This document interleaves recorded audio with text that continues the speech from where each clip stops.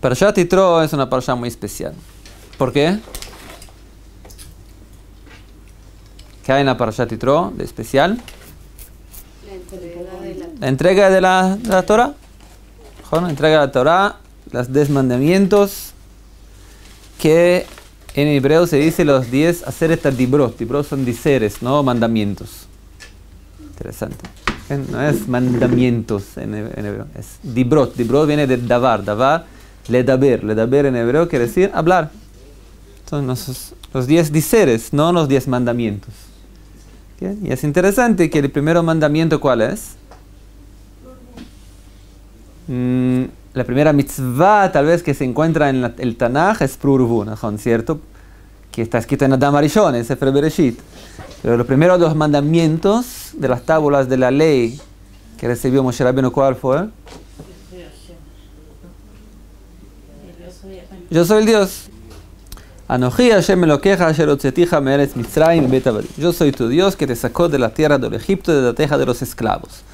El primer mandamiento. ¿Qué mandamiento es esto? ¿Qué lo está mandando a nosotros? ¿Qué está ordenando a nosotros? O sea, se puede decir, no es una mitzvah, pero debe escribir entonces, te recuerdes que, o sepas que, o te ordeno que creas que tengas fe en que. Las palabras, la manera como está escrita acá, no es un mandamiento, es un diser. Por eso es más cierto, como se dice en hebreo, los diseres, no los mandamientos. Pero muchas veces los diseres pueden ser más fuertes que mandamientos. Sí. Porque todos saben que en educación, más do que los mandamientos, las órdenes, es importante los diseres, o sea, la manera, lo que usted habla en casa, lo que usted tiene valor en casa, lo que es valor para usted en casa, en educación. No lo que dice, hagas así o no hagas así, o... La mejor educación que hay es una educación indirecta. La crianza puede sentir en línea lo que es importante para sus papás. ¿Okay? Una familia, ejemplo, que se habla mucho acá en Israel, por ejemplo. ¿Okay? Hay 2 familias. Una que el papá estudia Torah de la mañana hasta la noche y otra que el papá trabaja. Bueno, estudiar toda Torah todo el día es muy bueno, una mitzvah muy grande. Pero la pregunta es ahora, ¿cómo puede ser que de la familia que el hombre trabaja salieron crianzas que continuaron creyendo en Dios, en el camino de Dios?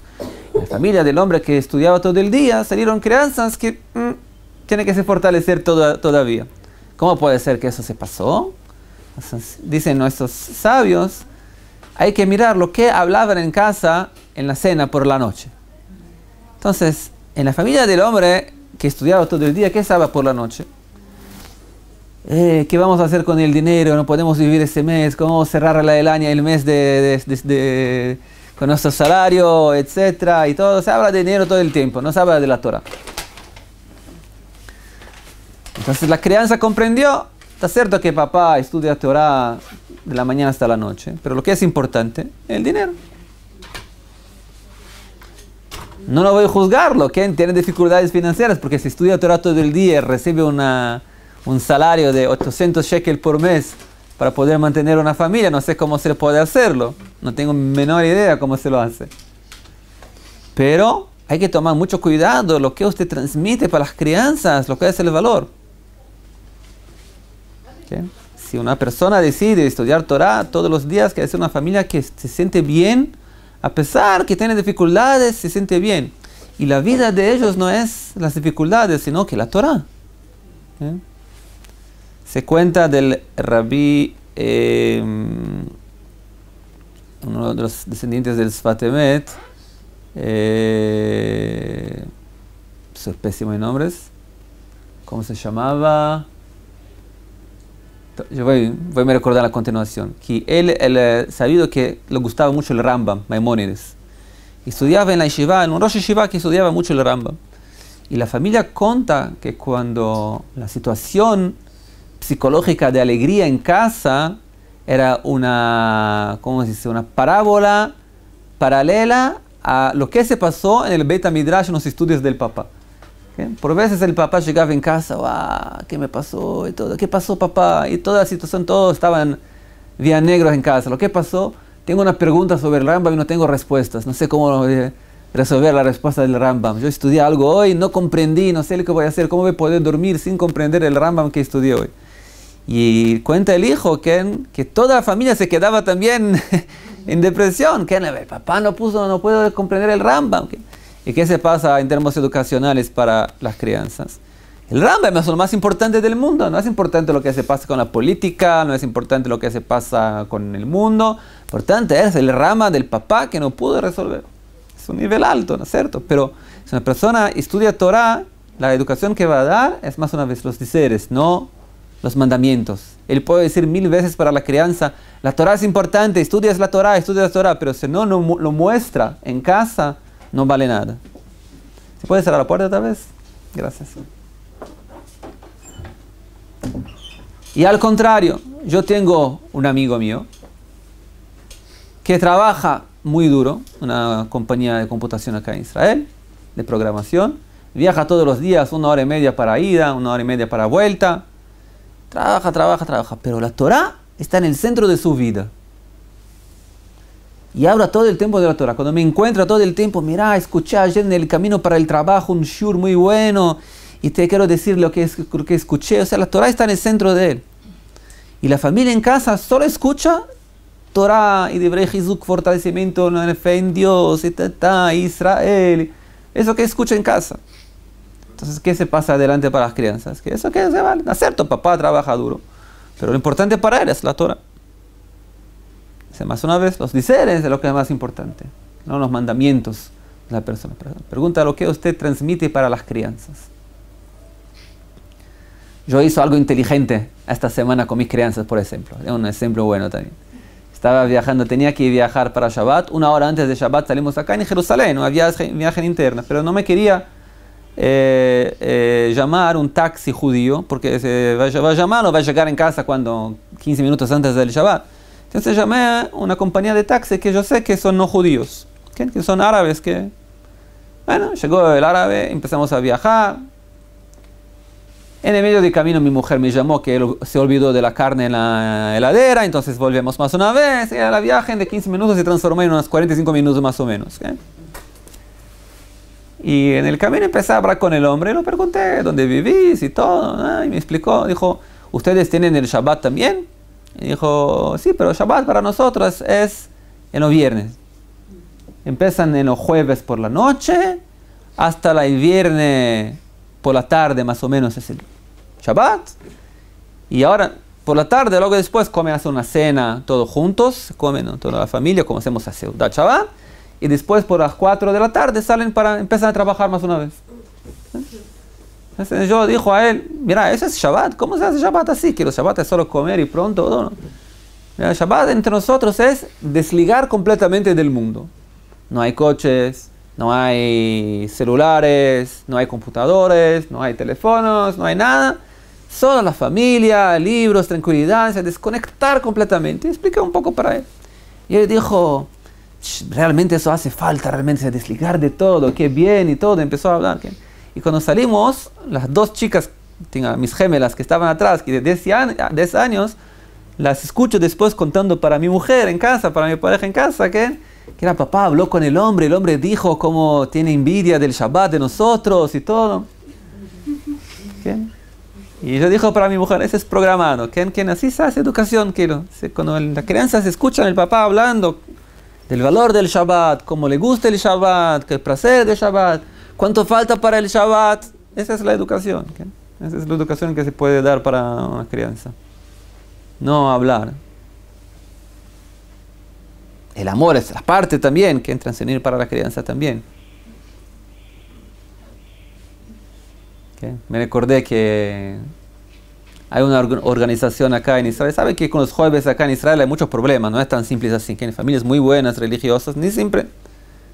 Es difícil educar a una crianza hoy en día en el mundo de multimedia y de internet. No es una meta muy fácil, no es un objetivo muy fácil. Y hay acá una institución acá en Kiryat Moshe cerca que trata de crianzas que intentar fortalecerlas más una vez que se alejaron, que eran un poco del judaísmo, como aproximar, acercarlas más una vez. Y una de las crianzas, alguien me contó que habló con él, es hijo de un rabino importante.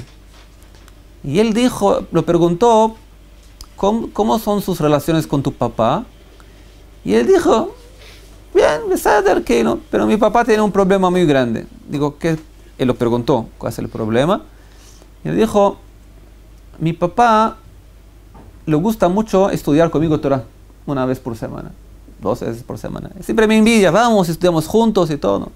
Pues es bien, ¿no? Digo, sí, pero cuando yo lo invito a jugar damka o algo, algún jugo, él me dice, no, es bitul Torah, no puedo perder tiempo en el estudio de la Torah.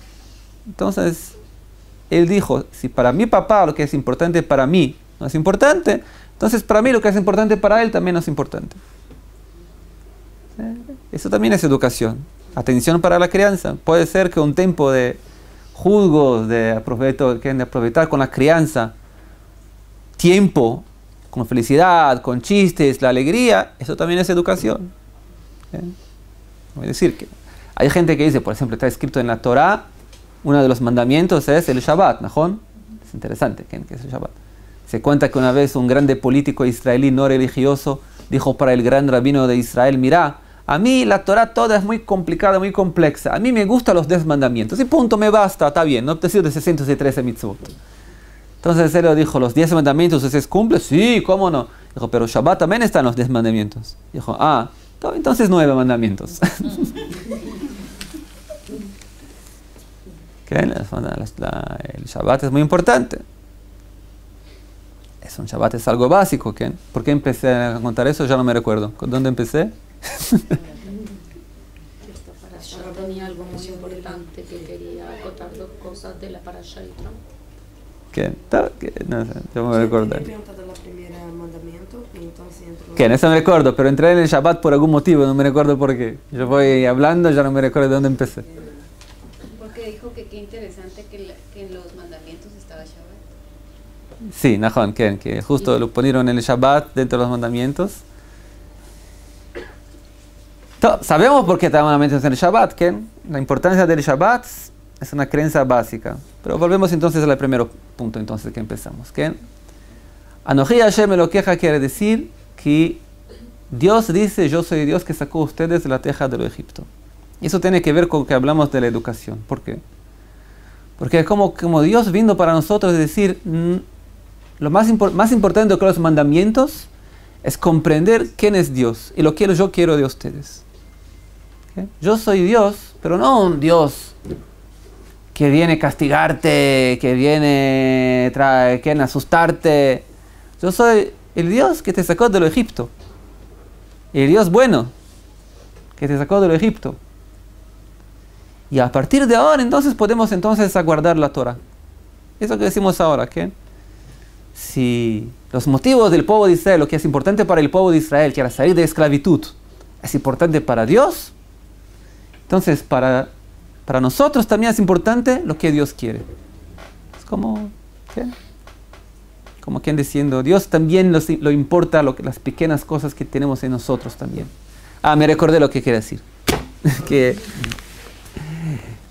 Por eso en el Shabbat, muchas veces hay una ley que está escrito, Vedaber Davar, que en el Shabbat hay que tomar cuidado para hablar solo cosas que tienen relación con, no relaciones con negocios y cosas del día a día.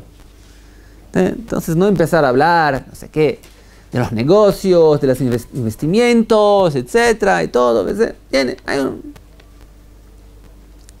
Pero hay gente, yo digo con cuidado, que se puede, cada uno que pregunta a su rabino, pero hay gente que lo lleva a un punto extremo, que transforma la mesa de Shabbat, que podría ser una mesa agradable con las crianzas, contar lo que se pasó por la semana, y también hablar un poquito sobre política, lo que pasa en Israel, lo que pasa en la gente, lo que pasa en el mundo un poco también, ideas filosóficas, hablar de todo, porque al final en las cuentas la intención del Shabbat es transmitir para las crianzas una sensación agradable del Shabbat. Pero hay gente que cuando la crianza empieza a decir, papá, ¿sabes lo que se pasó en Irán esta semana? Lo atacaron ahí. Eso no se habla de Shabbat. Shabbat se habla de la Torah. Parashat Shavua, solo Parashat Shavua, Sefer Bereshit, Yitro, no pueden hablar nada más que Shabbat. Entonces se lo hace así, la crianza comprende que Shabbat es un día terrible, que solo se puede hablar de lo que el papá lo interesa, que es la Torah, Y que la Torah es algo muy también enervante también, que te prohíbe de hablar otras cosas que no son la Torah. Una persona que reaje así, me parece, es una persona muy que no comprende más una vez lo que es la Torah. Yo puedo garantir que se puede llegar prácticamente de cualquier asunto en el mundo para el trabajo de Dios. Se puede empezar de Irán y llegar al trabajo de Dios. Se puede empezar de donde quieres, de Brasil, de fútbol, de donde quieres empezar la conversa. Se puede transformar la conversa en la continuación también sobre cómo trabajar a Dios. Hay que tener solo inteligencia, un poquito, para transferir la conversa. Pero hay que empezar la conversa, a hablar lo que interesa a las crianzas y todo. Y de ahí entrar un punto más filosófico, hablar sobre el mundo y todo. Y al final de las cuentas se vuelve el trabajo de Dios, que es importantísimo en el Shabbat.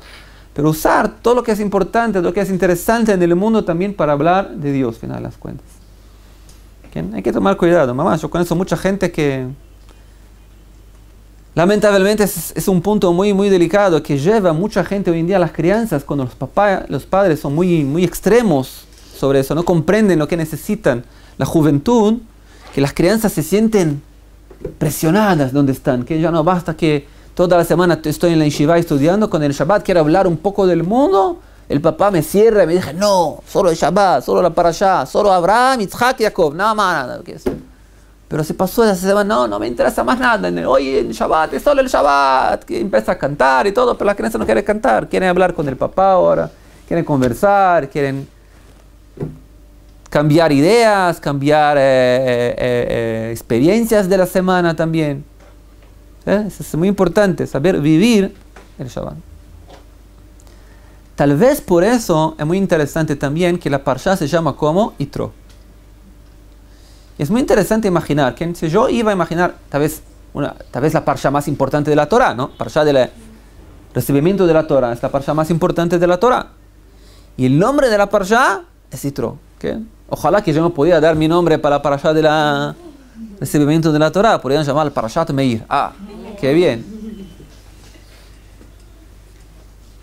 ¿Saben dónde hay abreviación de Meir en la Torah, no? Lo dijo una vez para ustedes. Cuando llegó la primera vez hace 30 años atrás el computador de Bar-Ilan, en la universidad, yo hice una búsqueda donde está escrito la abreviación de las palabras Mem Aleph Yud Reish, Meir, en la Torah. Entonces salió que hay un pasuk en la Parashat Ki Tisa, en el Sefer Shmot también, que está escrito en la continuación, Vayomer, y dijo, Moshe el Hashem, Moshe para Dios, ¿okay?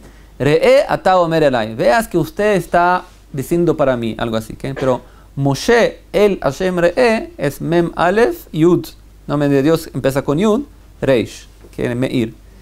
Me parece que es la única posición en todo el Pentateuco que tiene la abreviación Meir. Y mira qué interesante también, este pasuk es el primer pasuk que se lee en el Shabbat Chol HaMoed Sukkot, en el Shabbat de la fiesta de Sukkot. Y esa es la fecha de mi bar mitzvah, la parasha que lo leí en la Torah. Entonces cuando lo miré me dijo, ah, interesante.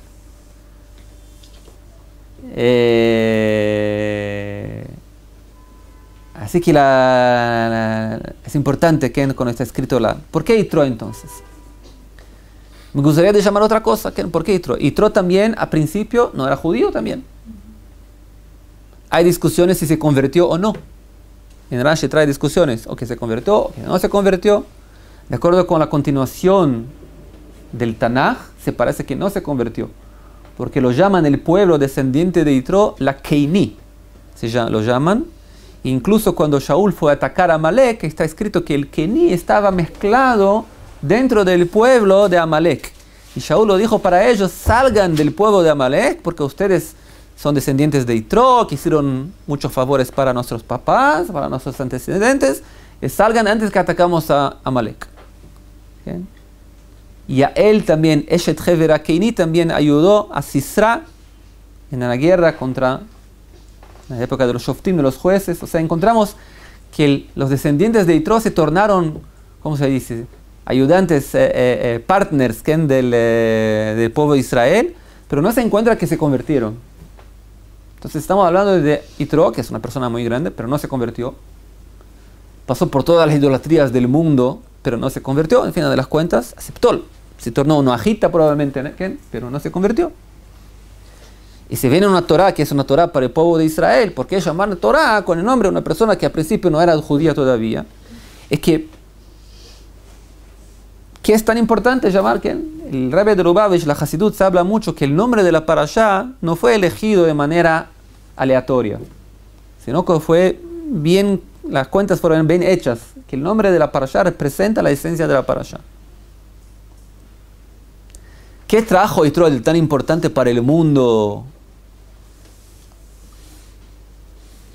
que mereció tener su nombre en la parashá? El consejo de Moisés. Najón. Dio el consejo a Moisés, a Moshe, y vio que Moshe estaba en una dificultad muy grande para poder enseñar al pueblo la Torah. Está escrito que Moshe se quedaba de la mañana hasta la noche recibiendo el pueblo. Y Yitro dijo, estás haciendo algo muy mal. En primer lugar, no es un respeto para el pueblo que tienen que se quedarte por la mañana hasta la noche en una línea aguardando para ser recibido por usted. Que como si fuese un rey que está todo aguardando, ¿no? Bueno, hay que hacer algo mucho más, como se dice, práctico. Entonces hay que hacer Sarei Meot, Sarei Alafim, poner ministros, jueces, para 10, para 100, para 1000, y los casos más simples van para los tribunales locales. Los casos más complejos van a llegar a más adelante, hasta que solo se haga una pregunta muy grande, como hay leavdil de manera diferente que en los tribunales hoy en día. Una persona no va para el Supremo Tribunal para cualquier caso que tiene.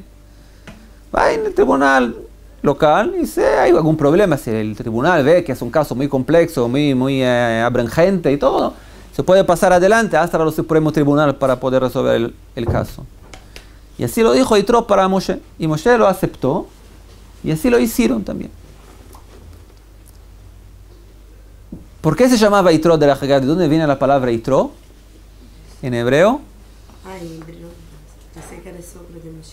¿Quién? Yitro viene de la palabra Yeter. Después lo llaman de Yeter también. Yitro está escrito que tenía 10 nombres, ¿no? 7 nombres, perdón. Yitro, Yeter, Jovav. El Rashi trae que tiene algunos nombres, o Yeter o Yitro, pero vienen de la misma raíz en hebreo, que quiere decir, Yeter es a más, acrecentar. ¿Okay? Y Tarón es ventaja en hebreo, y Tarón. O sea, Yeter es a más, que tenga más. ¿Okay? ¿Cómo se dice más en hebreo? Yoter.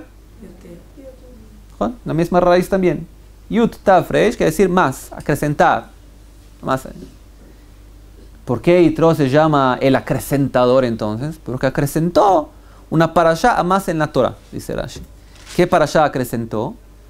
Los consejos que le dio a Moshe para poner orden en los tribunales de Israel. Muy bien, tenía consejos. Yitro era un consejero muy famoso también. Sabemos que por el Midrash era consejero de Paró, ¿no?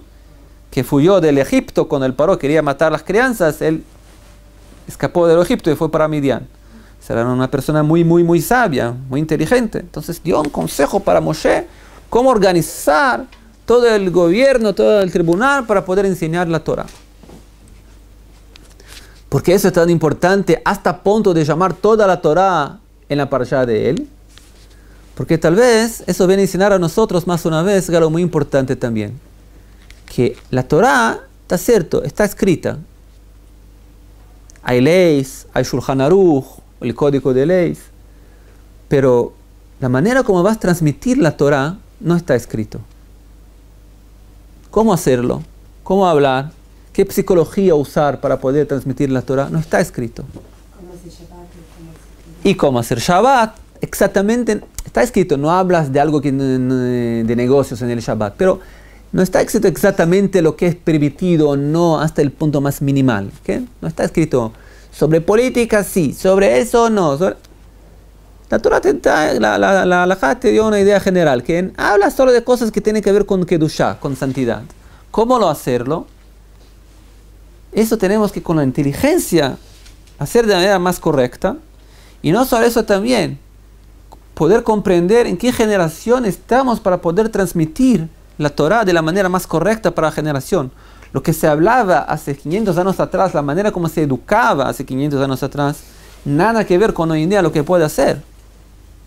Y si una persona va a intentar enseñar a los jóvenes hoy en día de la misma manera que se lo enseñaban hasta 50 años atrás, no 500 años atrás, está haciendo un equívoco muy grande. Porque la nueva generación necesita otras necesidades completamente diferentes.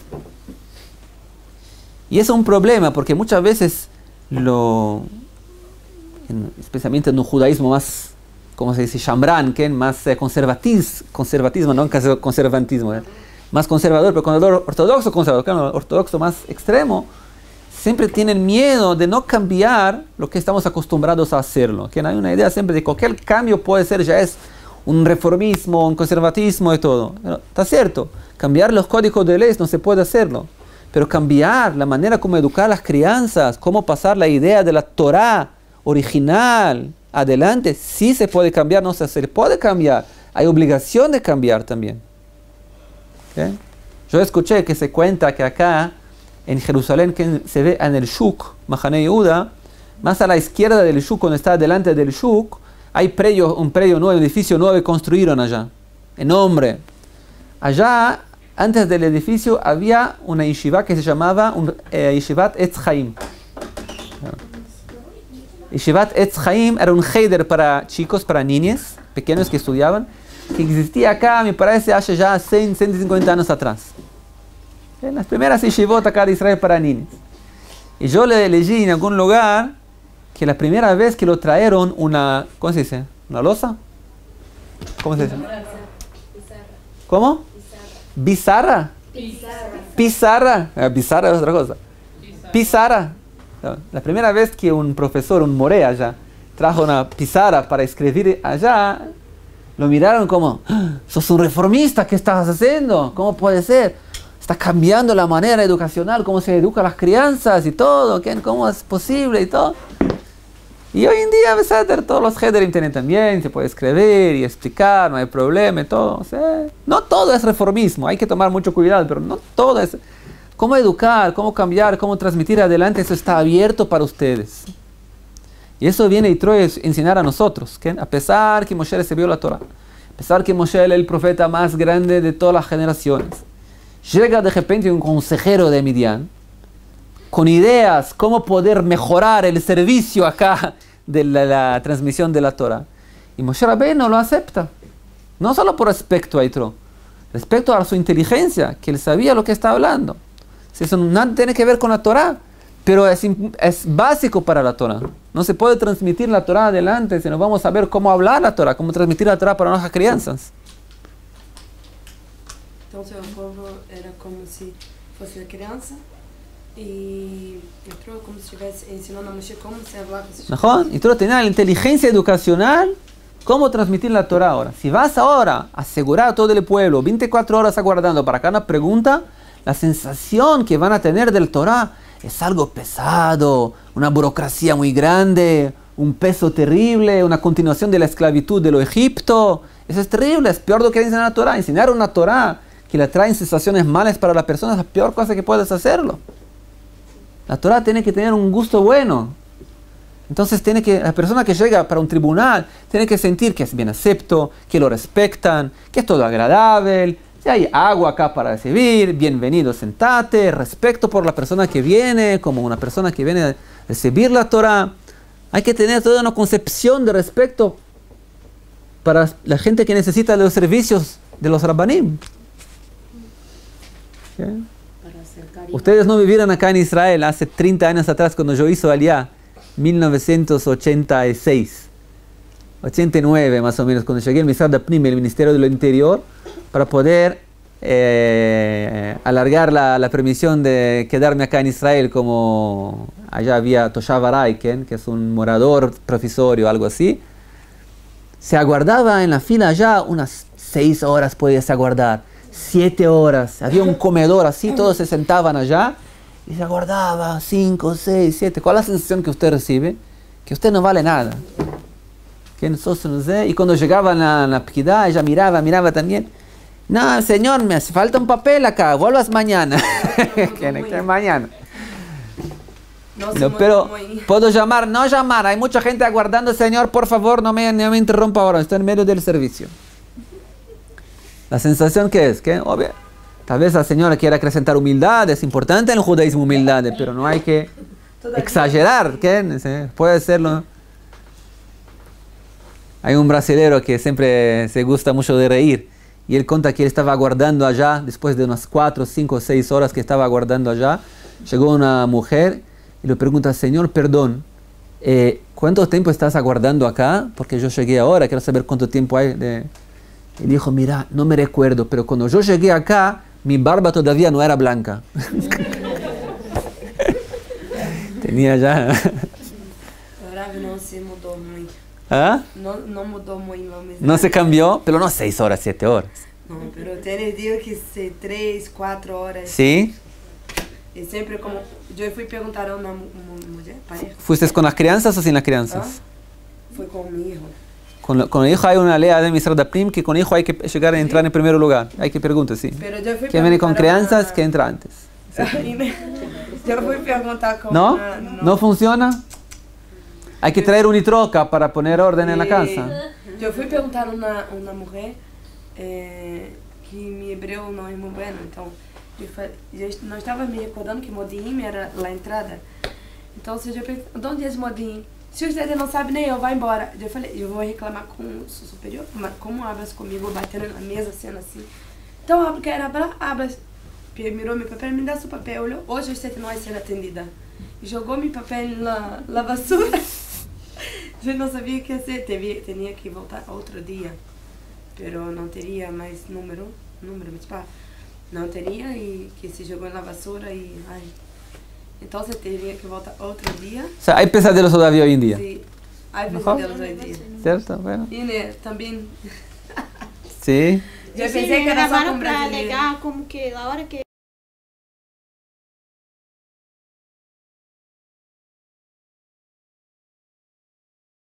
se fizeram. Eu estou vendo que todas as pessoas salindo e eu lá não me chamavam nada. E perguntei o que é, que não tem ninguém, só estavam as pessoas trabalhando, eu creio que me olvidaram. E uma pessoa sacou os papéis e levou e entrou. Isso foi rápido, pero que me quedaba... Ah, ¿te lo resolvió al final? Sí, pero que fue rápido, no tenía que me quedar esperando tanto. ¿Todo? Entonces hay buenas historias también. Okay. Bueno. Hay de todo, ¿qué? Mas de cada uno. Pero hay que aprender de Yitro más una vez, que el respeto y la educación, la manera como se educa, la manera como se respecta quien estás educando. Se encuentra, por ejemplo, en los libros de los sabios grandes, de Mishnah Brura y todo, ¿qué? Se encuentra, por ejemplo, terminologías, terminologías, en hebreo se dice terminologías. Terminologías, por ejemplo, de asustar a las personas que se nos van a trabajar a Dios, una persona que hace eso, va para lo infierno y todo. Se encuentran palabras así por veces, ¿qué? Pero eso tiene que ver tal vez con la educación que tenían aquel tiempo, que estaban acostumbradas de otra manera también. La gente tenía otra personalidad.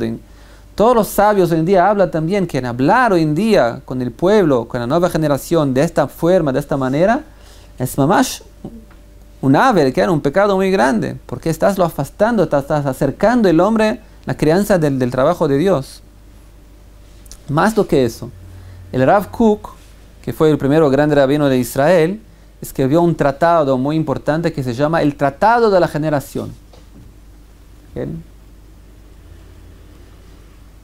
¿Qué habla? Habla ya y dice, nosotros acostumbramos a hablar que hoy en día estamos en una generación muy baja. ¿Bien? Que las crianzas hoy en día no son las crianzas antiguamente, la gente no es como antiguamente, la educación no es como antiguamente, y los jóvenes no son como antiguamente, los jóvenes no quieren aprovechar el mundo y todo. ¿Eh? Y el Rav Kook trae que en la verdad es el contrario, el opuesto. Quiere decir que nuestras generaciones jóvenes tienen una búsqueda muy profunda de la verdad que no tenían antiguamente. Y no nos bastan escuchar que alguien llega para ellos y dice, mira, hay que guardar la Torah. ¿Por qué? Así, porque tienes que tener fe y pronto. Pero si no guardas es infierno. La nueva generación es una generación que procura algo mucho más profundo, no le interesa infierno, paraíso, quiere saber la verdad. Estoy procurando la verdad, estoy procurando lo que es verdadero, lo que es importante, lo que es eterno, lo que es Dios. Tiene preguntas. Si usted lo explica las preguntas, lo explica lo que es Dios de manera seria, de manera sana, entonces se unen a usted, se juntan a usted. Pero usted se habla con ellos de manera, no sé, sin respeto, la gente se acerca. Lamentablemente, yo tengo una grabación de un chico acá de Israel que hizo después un vídeo, un documentario, lo hicieron de una familia toda, todos los hermanos que se acercaron del judaísmo. Una familia toda. Se hace un dominó normalmente, cuando el primogénito se afasta, el próximo ya lo mira como el ejemplo de la familia y también se hace un dominó, lamentablemente, terrible en la familia. Y el primero primogénito hace una entrevista acá en la televisión en Israel. Lamentablemente tenemos una televisión no religiosa también, que le gusta mucho historias de gente que abandonó la religión. No sé por qué, es un orgullo. Lo entrevistan, le dicen, decímelo, ¿qué pasó que usted afastaste, te acercaste de la religión?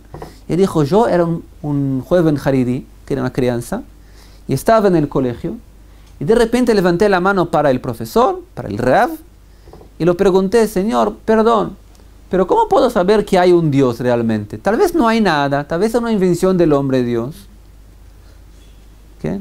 Y el rabino se quedó blanco, levantó las manos y dijo, salga de acá, no hay local acá para, ¿cómo dice? Descreedores, ¿qué? No es un local para kofrim, kofrim en hebreo quiere decir, ¿cómo se traduce? Una persona que no cree, ¿qué? No hay local para ateístas acá, afuera de acá. Y él dijo que en el momento percibí que la religión no es para mí. Eso es exactamente lo que estoy hablando ahora. ¿Qué? La creencia es una pregunta inteligente. ¿Qué? Una reacción normal para una generación que tiene preguntas buenas. Es decir, wow, finalmente alguien hace una pregunta, qué bien, qué pregunta bien hecha, qué importante, vamos a hablar sobre eso juntos, etc. Hay preguntas, todo tiene preguntas. ¿Sí? Y si una persona, una generación, los líderes de una generación no tienen cómo dar respuestas para la nueva generación de una manera también sabia de cómo dar las respuestas para la nueva generación, es un problema muy grande. Y eso se pasa hoy en día de la Hagav. Yo tengo chicas que estudian acá en colegios religiosos y por veces me cuentan que las amigas cuando hacen preguntas para profesoras o no lo hacen porque tienen vergüenza de preguntar preguntas que pueden ser vistas como preguntas ateístas, o cuando lo hacen la pregunta, la profesora dice, mira, no sé la respuesta, hay que hablar con gente que... La profesora no sabe la pregunta, quiere decir que tal vez no hay respuestas también. Es una lástima, pero es algo que hay que mejorar mucho acá también todavía, que es la generación nueva, la generación de lo internet está abierta a una cantidad de información que ninguna generación desde la creación del mundo estaba abierta. Y hoy en día cuando usted habla sobre cualquier asunto, cuando se da una charla, ya la gente ya está verificando si está cierto o no en el Google allá, ¿no? Esta semana pasada estaba hablando, mira, el rey de Asa pasó por 4 reyes de Israel en el mismo periodo. Minutito, no, 5 reyes, rabino, no 4. 5, no 4, está bien. La gente verifica todo el tiempo, ¿qué? Entonces es una generación que hay tanta abertura, que hay tanta facilidad para alcanzar los datos, que en la información.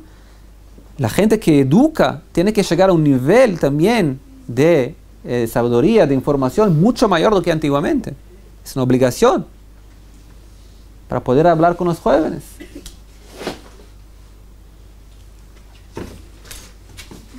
Eso nos enseña Yitro.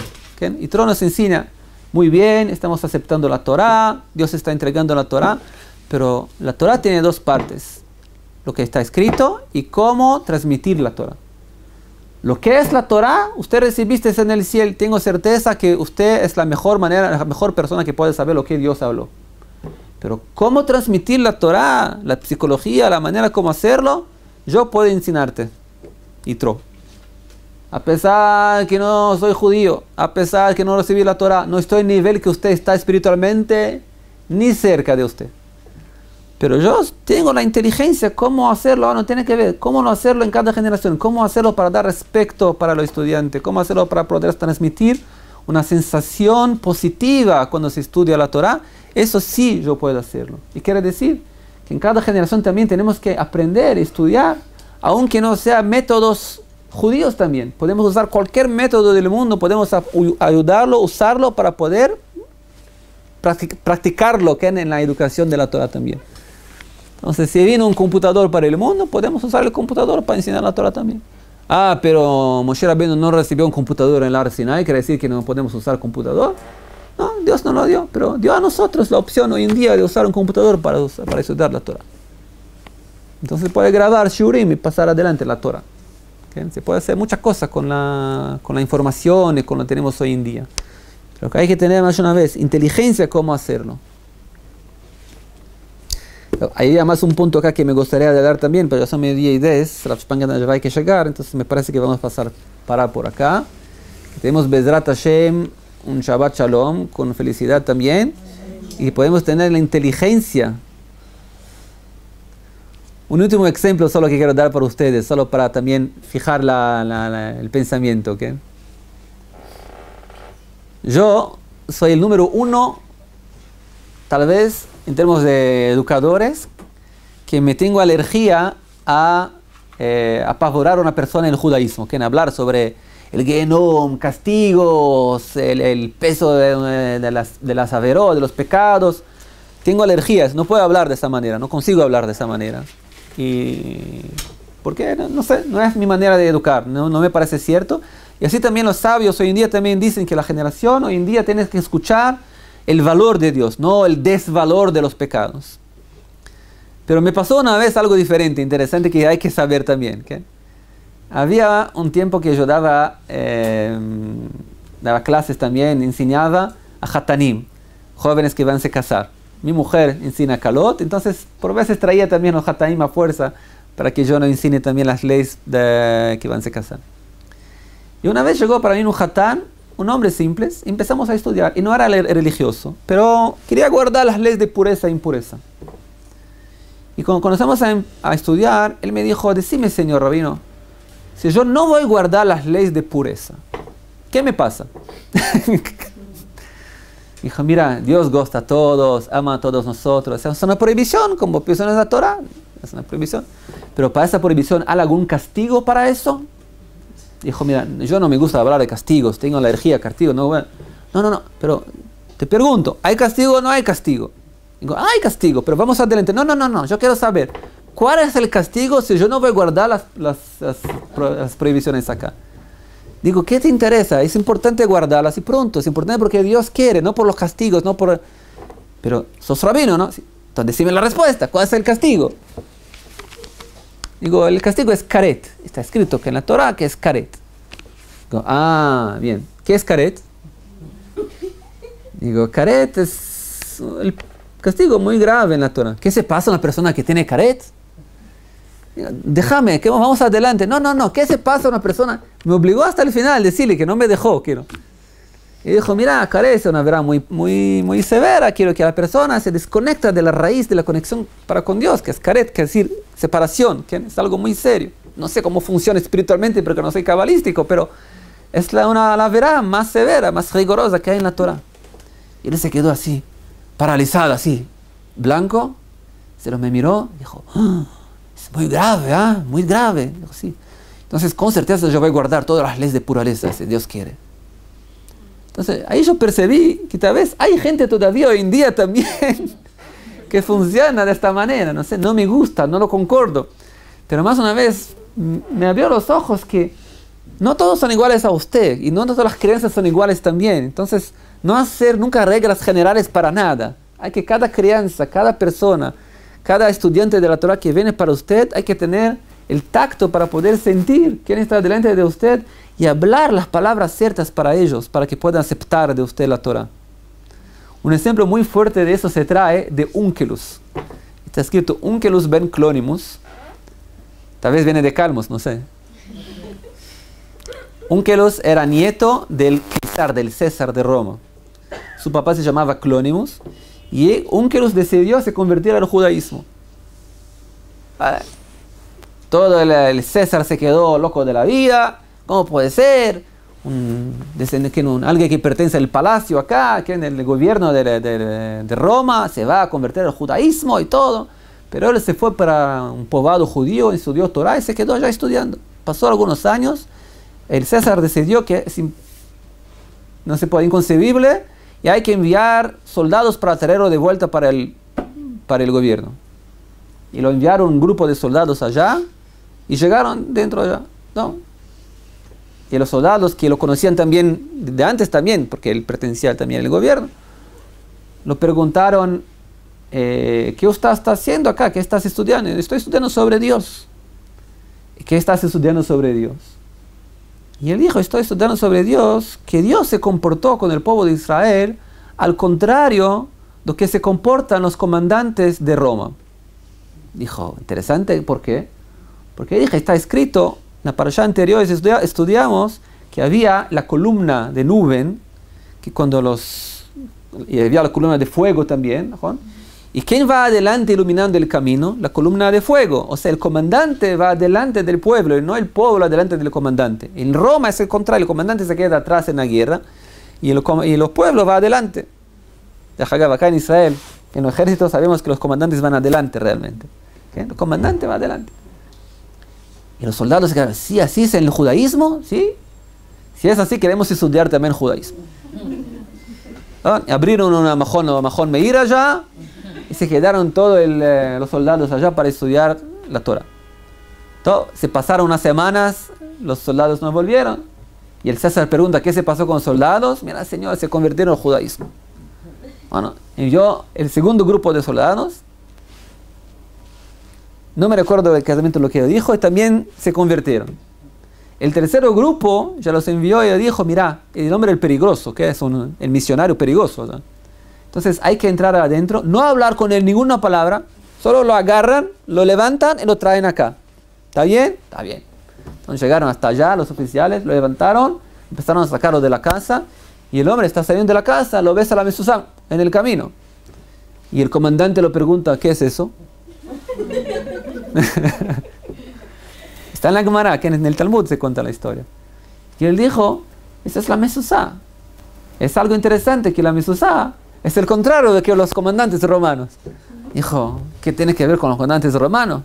Dijo, mira, normalmente en el ejército romano, usted se queda afuera, en el frío, guardando ¿quién? Quien está dentro de la casa, el comandante. A nosotros, Dios se queda afuera de la casa, guardando a nosotros dentro de la casa. Dijeron, sí, qué lindo, ¿verdad? Se quedaron ya también, se convirtieron también. Entonces, el tercer grupo, el César ya terminó, no envió más grupos porque se va a perder todo el ejército así de esta manera. ¿Quién va a tornar el ejército? Va a tornar el Tzva a ganar a Israel. No se puede perder el ejército de esta manera. Pero una vez lo pregunté, mira, hoy en día hay gente que se afasta del judaísmo. Se voy a decir a ellos algo tan simple como la mezuzá, son ideas lindas, pero hasta tal punto que un soldado que viene en orden del César se pone en peligro de vida, se queda en judaísmo, se convierte toda la vida por eso. ¿Cómo es posible que una idea tan simple puede convertir toda la ideología de una persona instantáneamente? ¿Cuál es la respuesta para eso? Que Onkelos tenía una psicología muy grande. Y él sabía cuando entraron los soldados, como uno que ya perteneció al gobierno romano, exactamente el punto flaco de los soldados. Lo que los incomoda, lo que hablan todo el tiempo cuando están haciendo guardia allá. Y el punto flaco de ellos era la manera como se comportan mal los comandantes a nosotros. Como somos siempre nada, no valemos nada. Estamos siempre guardando a los jefes, a los oficiales. Eso que los dolía. Y cuando él tocó en el punto que los dolía y nos enseñó, mira, eso en judaísmo podemos resolver, podemos hablar. Es al contrario, en judaísmo inmediatamente se cambiaron. Y eso se muestra la prueba de la educación. Cuando usted habla con una crianza en educación, hay que descubrir lo que lo incomoda. ¿Cuáles son los problemas? Llorando, ¿por qué está nervioso? ¿Por qué no escucha? ¿Por qué no estudia? Y a partir de ahí empezar a hablar con él sobre el judaísmo, sobre lo que es, el amor y todo. La inteligencia, cómo hacerlo más una vez. Por eso más una vez. Y esa es la inteligencia de poder descubrir en cada uno lo que lo incomoda, dar honor para cada persona y de esta manera transmitir la Torah de manera dulce, no de manera amarga. ¿Se ven? Todo. Rav Spangler ya llegó, terminamos acá, Shabbat Shalom.